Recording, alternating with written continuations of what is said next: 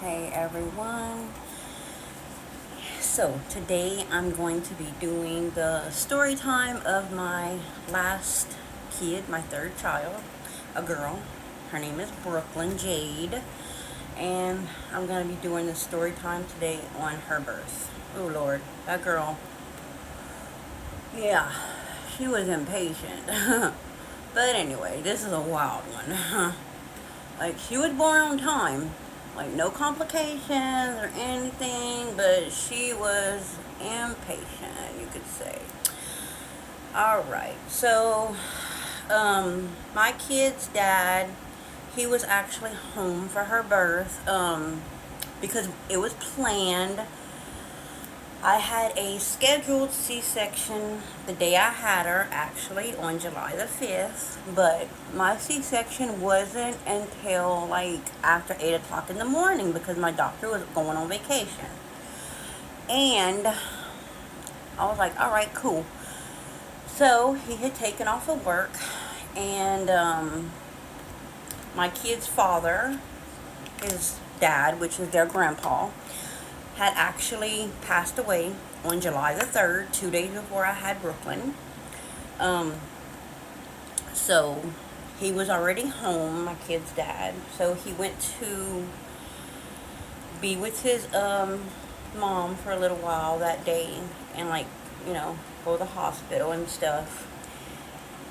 And on July the 4th at 1 a.m., I started having contractions. They was not bad contractions at all, but my stomach was getting tighter, and I know that was contractions, even though I really had no contractions for Braden and my first one, Jason. I didn't know what contractions felt like, but I knew that this was them. And this was at 1 in the morning, so since they wasn't that bad, I waited all day. I took a nap and I just waited them out. They wasn't bad at all until about 11:30 that night. I told my kid's dad, I was laying down, I was like, I'm gonna go take a bath and see if it helps. He even asked me, he said, what if your water breaks in the bathtub and you don't know? I'm like, well, I don't know. So I did that. And it didn't help at all. So about 12 o'clock, midnight, on July 5th, I told him, I was like, yeah, let's just go to the hospital because they're getting a little worse. And we went to the hospital. I went upstairs to labor and delivery, and I told the lady, I said, look, I'm supposed to be here at 5 o'clock this morning to have a scheduled C-section for after 8 o'clock. But I've been having contractions literally almost 24 hours, and it won't stop. So they brought me to a room, and the lady checked me.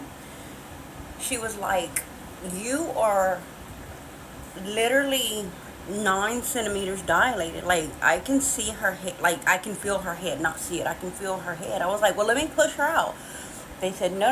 I had no IVs on me or nothing at this time. They said, no, we can't let you push because you recently had a C-section like a year and a half before, and you might tear. We have to do another emergency C-section. But, I said, okay. And then they put me on Pitocin. I'm like, why? I'm already having contractions. Boy, let me tell you, when they put me on that Pitocin, oh my God, I was having back contractions. Those are painful in my lower back. Like, my back would like come off the bed when I'd have a contraction. They hurt so bad.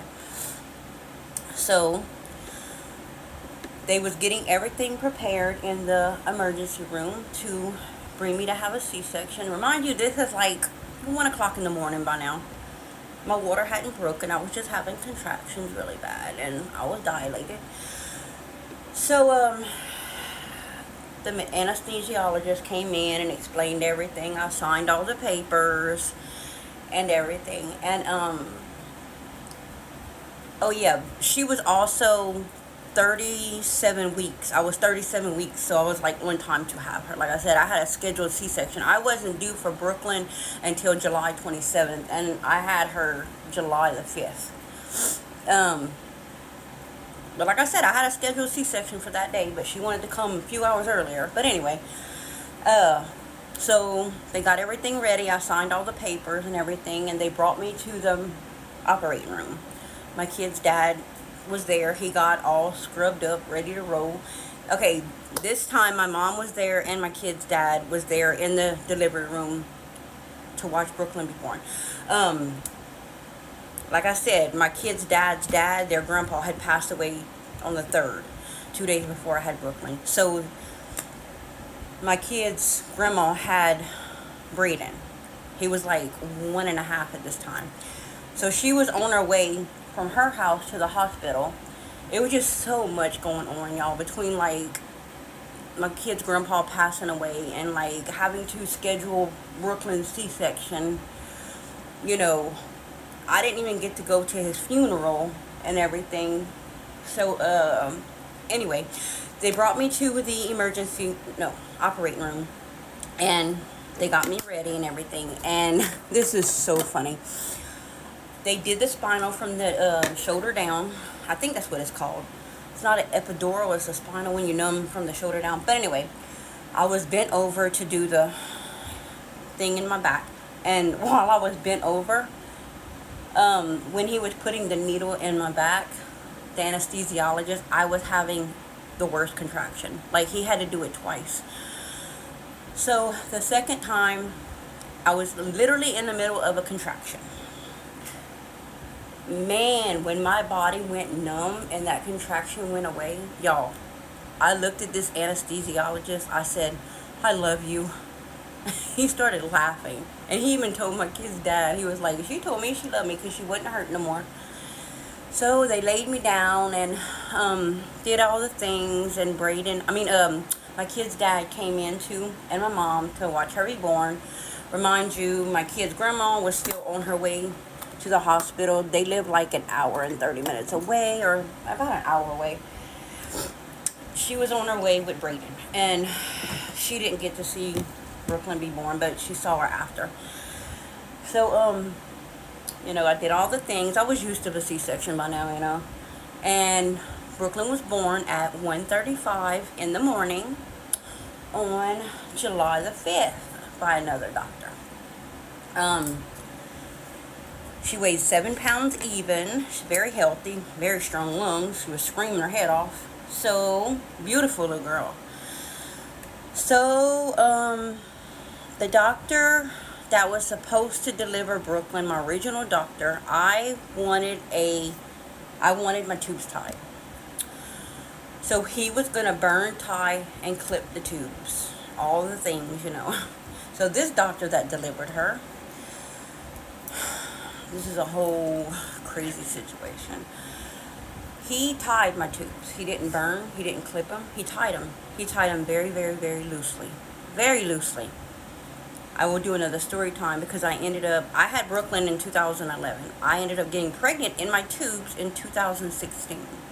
I'm going to do a whole new story time on that another day.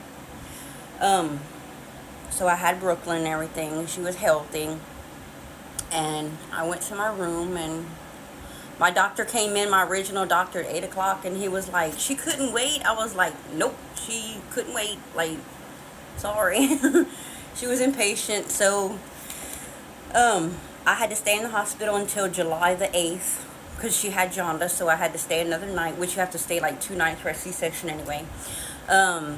My kid's grandpa's funeral was July the 8th, so I didn't get to go to his funeral or anything. My kid's dad got me after his funeral and everything, me and Brooklyn, and we all went home. But yeah, she'll be 14 years old coming up on July the 5th. But yeah, that's my story for my last baby. Yeah. I hope you have a great Sunday, everyone. And I'll do another story time on when I got pregnant in my fallopian tubes while they were supposedly tied. Bye, everyone.